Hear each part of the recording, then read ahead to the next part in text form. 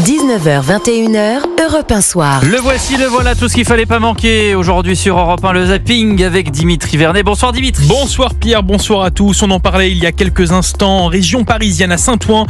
Une maternelle déménage à cause des dealers encerclant l'école. Une capitulation dénoncée par les habitants comme Frédéric. Frédéric entendu dans le journal de 8h sur Europe 1. Moi je trouve que c'est pas normal qu'un bâtiment de l'administration, l'école, ferme pour laisser la place aux dealers. Parce que c'est les dealers qui ont pris le dessus là-bas. C'est toute une équipe là-bas. Quand je rentre, je les trouve devant les boîtes aux lettres en train de faire la comptabilité. Bon, mais le maire, il peut rien faire. Pourquoi il peut rien faire? Vous le savez, vous avez la parole sur Europe 1, notamment dans Pascal Pro et vous, de 11h à 13h. Au bout du fil cet après-midi, Natacha, une auditrice de confession juive. Elle nous raconte son quotidien plus que difficile aujourd'hui en France et notamment depuis le 7 octobre. Je fais très attention. C'est-à-dire que je regarde derrière mon épaule. Mes enfants, ils le savent. Il faut très attention également. Vous avez combien d'enfants? J'ai 5 enfants. Nathan s'appelle Nathan Abraham Benaïm et Dan, c'est Dan Israël Benaïm. Donc effectivement, j'imaginais pas que ce serait un danger. L'antisémitisme, un poison pour Emmanuel Macron. Déclaration du président hier lors d'une remise de prix de la LICRA. Réaction du journaliste écrivain Vincent Roy au micro Europe 1 de Céline Géraud dans Europe 1 13h.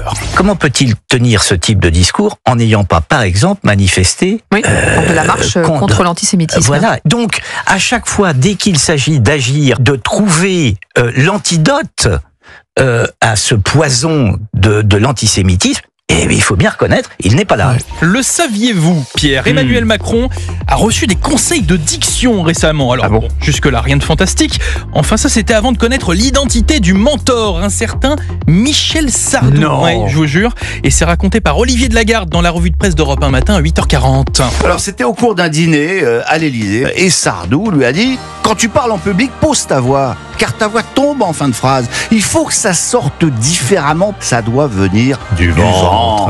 Alors on ne sait pas ce que Macron a fait de ses conseils et de son ventre, mais sans vouloir contredire Sardou, peut-être qu'un discours présidentiel, ça devrait aussi venir du cœur. Acteur studio, Oui, d'accord. Restons musical pour finir, Pierre, puisque Michel Polnareff démarre une nouvelle tournée aujourd'hui.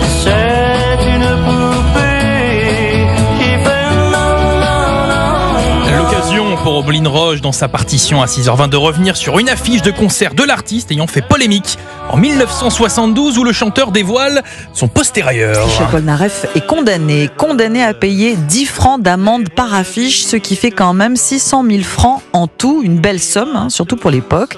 Michel Polnareff triomphe, Polnarévolution se joue à guichet fermé, pari gagné pour le chanteur. Chronique et émission à retrouver en intégralité sur le site et l'application d'Europe 1. Votre préféré de Polnareff? Lettre à France. Je ne l'ai pas diffusé malheureusement. Moi c'est Pour changer. Bandélas, bon, voilà, chacun son truc. ses goûts, oui. 19h56, merci Dimitri Vernet. À demain.